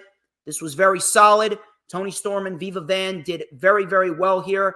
Went about 9-10 minutes. Toni Storm wins with the Storm Zero, and it was a nice little teaser for Forbidden Door, which I do believe will consist of Toni Storm defending the championship against Mina Shirakawa.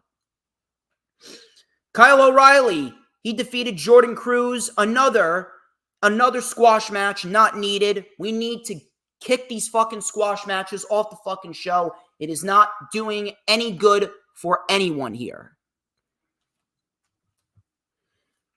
Ray Phoenix and Isaiah Cassidy. This was a very good main event. I'm surprised that this wasn't a TNT Championship ladder match qualifier. But this was fast-paced. This was high-octane. Very nice showcase of these two individuals. We had a Poison Rana and a German suplex combo. Coming back from commercial, Hurricane Rana off the ropes. Crowd was chanting AEW. Cassidy with a stunner on the ropes and a Tope Con Hero over the top. Tornado DDT for a 2 count. Canadian Destroyer by Isaiah Cassidy for a 2. Swanton Bomb, but Ray Phoenix moved. Ray Phoenix with the tightrope PK. Frog Splash. 1, 2. Cassidy kicked out. Great near fall. Phoenix with a Fire Thunder Driver, almost like a package pile driver tease into a fall away power slam, which looked very nice. Ray Phoenix gets the win here on Rampage. 3 solid matches, but you could have done without the squash matches because it really overstuffed the show to a point where I'm questioning, well, why the fuck do we need this shit on the show? It's not necessary. But I will say this. I would say that Rampage actually had a better flow than Dynamite. That much I will say. I'm glad that Rampage is back on Fridays, but if you're asking me, it should be between 7 and 8. SmackDown.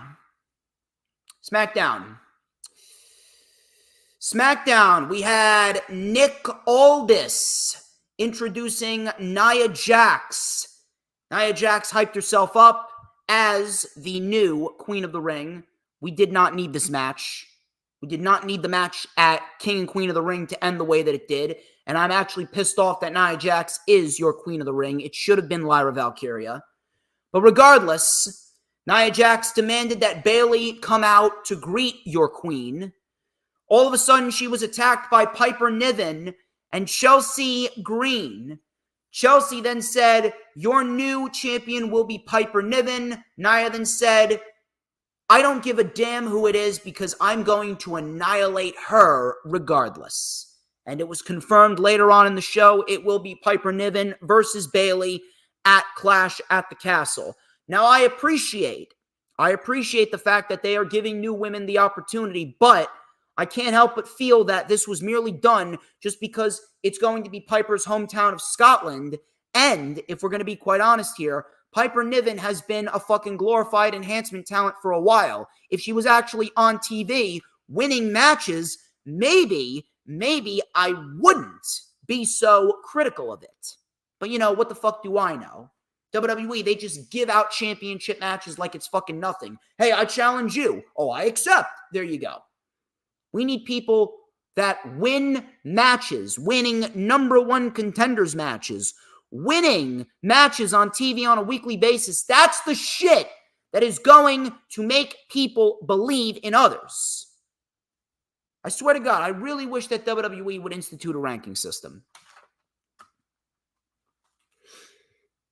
DIY's Tommaso Ciampa. He took on Austin Theory. Here's another problem that I have. This was a good match. Don't get me wrong. This was a good match. But you have Tommaso Ciampa in there with Austin Theory. Austin Theory is one half of the WWE Tag Team Champions, and you have him lose because of some miscommunication with Grayson Waller. Why do we need to have the Tag Team Champions losing in singles matches? Now we got Johnny Gargano and Grayson Waller next week. What do you think is going to happen there? I think Johnny Gargano is going to beat Grayson Waller, and then we get a tag team match. Why can't we have competitive tag team matches on a weekly basis? Why aren't we getting DIY versus the Street Profits? Why aren't we getting DIY versus a Pretty Deadly? Why aren't we getting DIY versus God knows how many other fucking tag teams that they got? That should be the motto here, but it's not, and that's a problem. We need wins and losses mattering on WWE TV. Again, good match.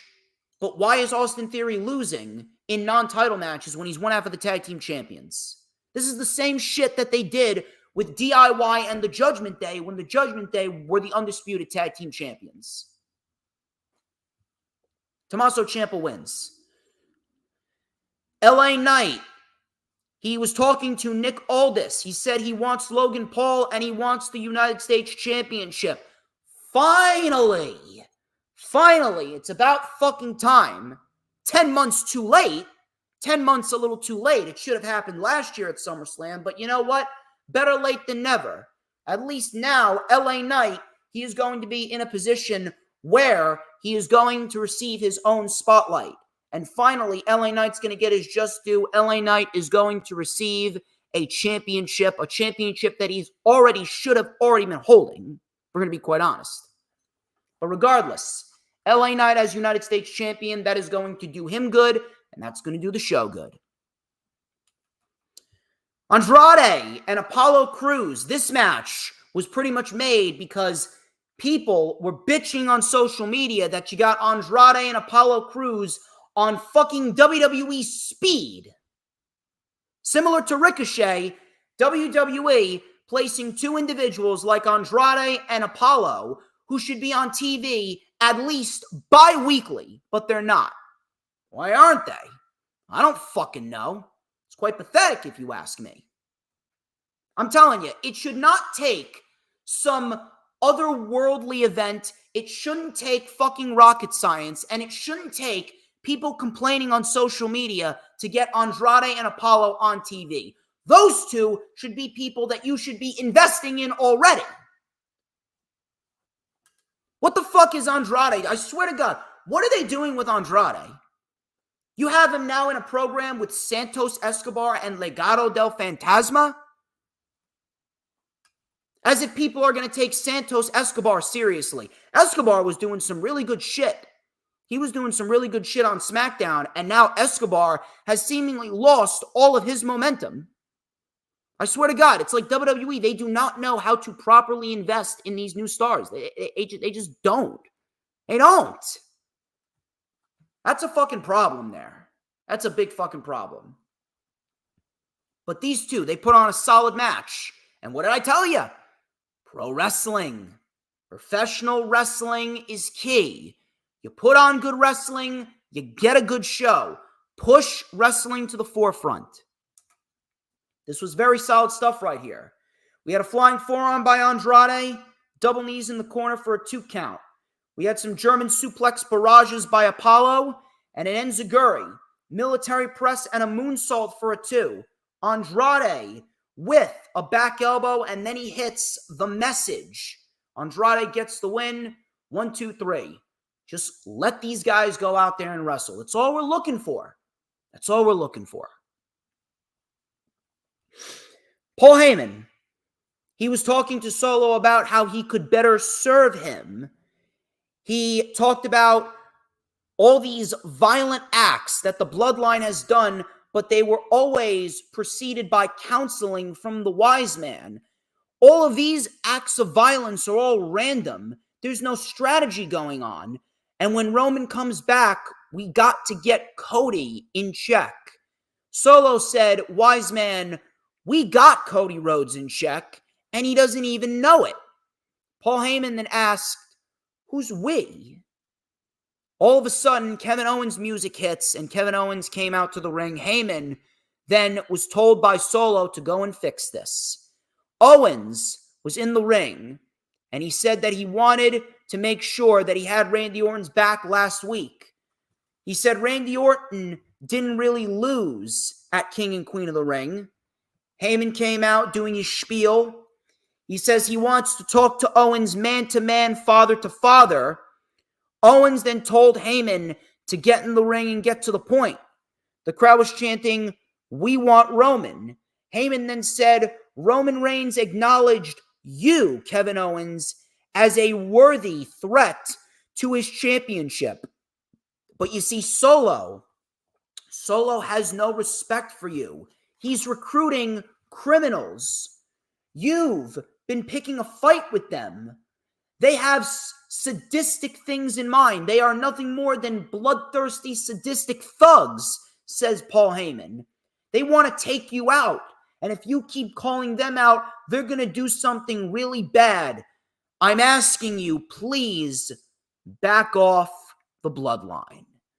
Owens then said, what makes you think that I would put any of my trust into you? You think I'm an idiot? You're the one that's pulling the strings. Who's your next cash cow? It's Solo. You're trying to instill fear, right? Well, guess what? I fought the bloodline for 4 years and I'm still standing. That was Roman, Jay, and Jimmy. Now it's going to be Solo and 2 guys that I don't even want to know and no one even wants to know. And I'll do whatever I can to take them out of my world. I don't want your help, nor do I need it.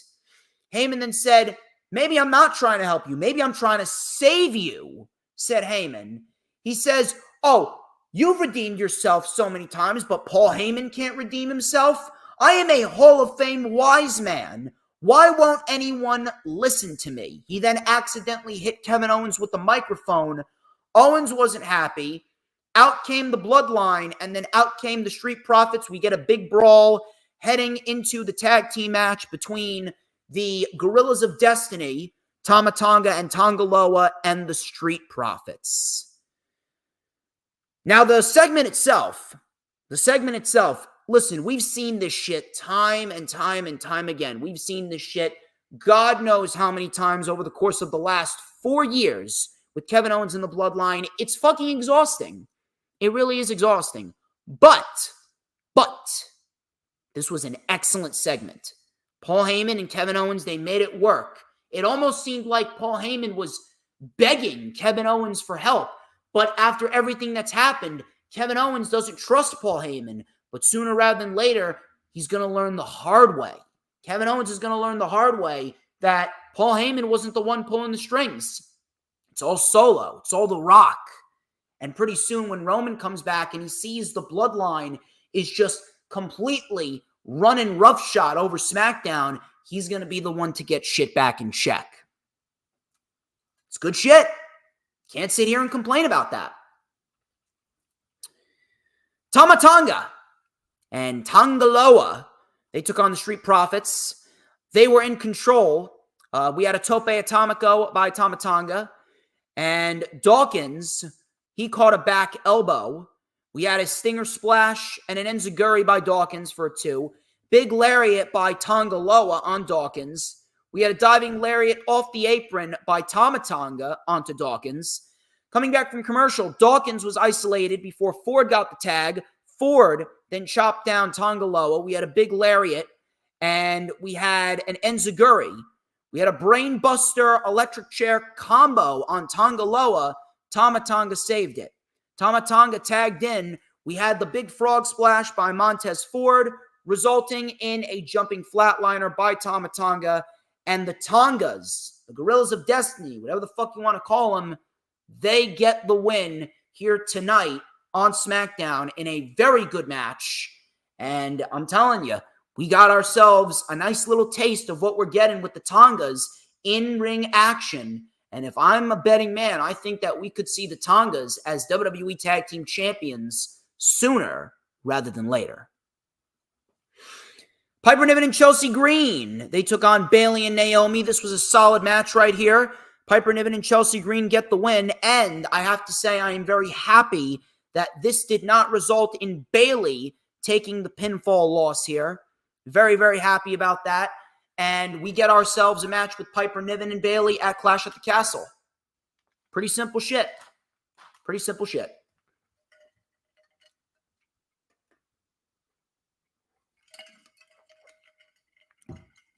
Next week, we got Apollo Crews versus Angel. We got Johnny Gargano and Grayson Waller. And we got Jade Cargill versus Indy Hartwell next week. Gonna be good.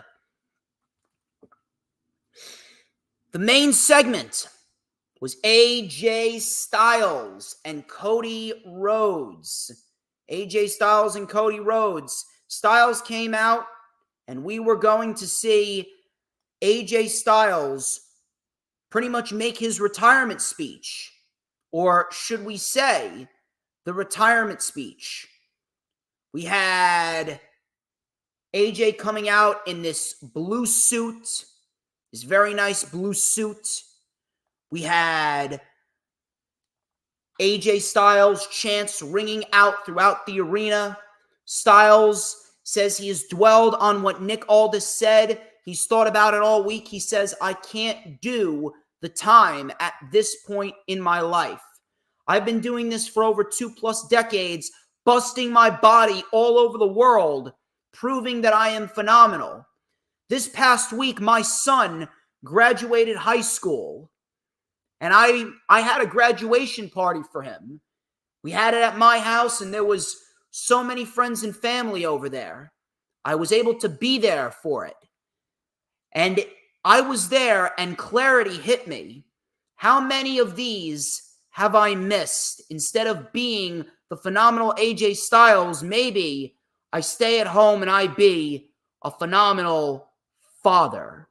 Gallows and Anderson then embraced with AJ. He then threw up a 2 sweet. They gave it to him. Styles then wanted Cody to come out. Cody came out. He said, I wanted to let you know I had one of the greatest matches I ever had at Backlash.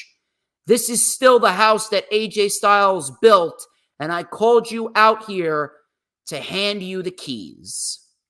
Cody then talked about the text message that they shared after the match. He said, I'm all good, lil bro. He goes, on behalf of the locker room, thank you very much, AJ Styles. Styles and Cody then embraced. Cody then raised AJ Styles' hand. And then out of nowhere, Styles clotheslined the shit out of Cody. I'm sitting here laughing my ass off. And Cody Rhodes is just getting beaten down by Styles. We had the Good Brothers. They were holding back security. Styles then delivered a Styles Clash off of the steps on Cody Rhodes, which looked fucking awesome. And AJ Styles stands tall over Cody Rhodes to end the show. This was fucking awesome. Fucking awesome. Mark Henry is smiling from ear to ear right now after what happened with Mark Henry and John Cena back in 2013. I am telling you, this shit was absolutely fucking hilarious. Absolutely fucking hilarious. I saw it coming from a mile away, but it was fucking entertaining as shit. It was entertaining as shit. And my God, do I miss shit like that? Do I miss seeing segments like that? These are the type of segments that we need. Matter of fact, I'm going to throw it out there. This one segment with Cody and AJ was better than anything that they did in the build-up leading up to their first match at Backlash.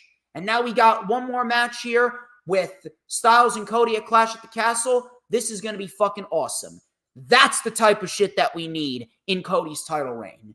Now, again, I wish that we would actually have some momentum on the side of AJ Styles, but who the fuck am I? Who the fuck am I? Either way,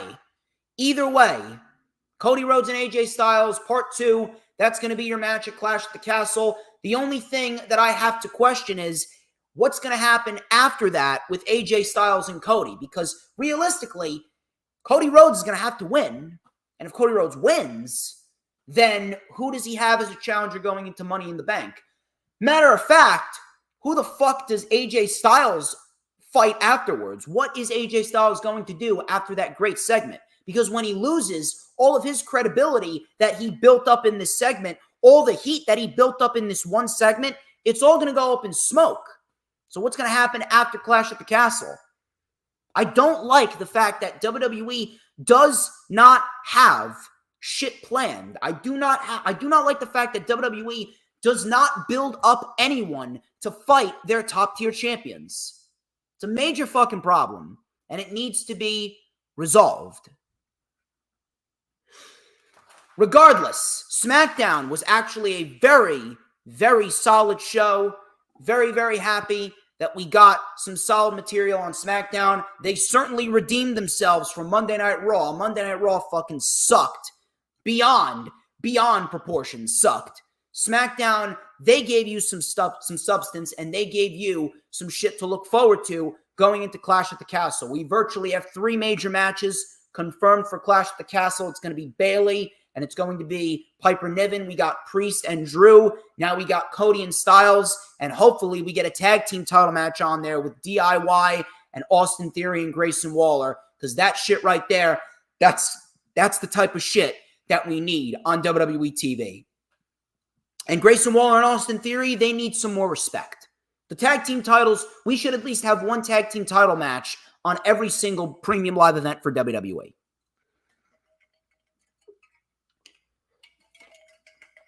But that wraps up this edition of the Lightning Flash Update. You guys, as per usual, are fucking awesome. And I would like to thank each and every single one of you for stopping on by. Thank you very much to Mid-Mo Smart. Thank you very much to Hoolagrim. Thank you very much to Didi. Thank you very much to the Final Hoss.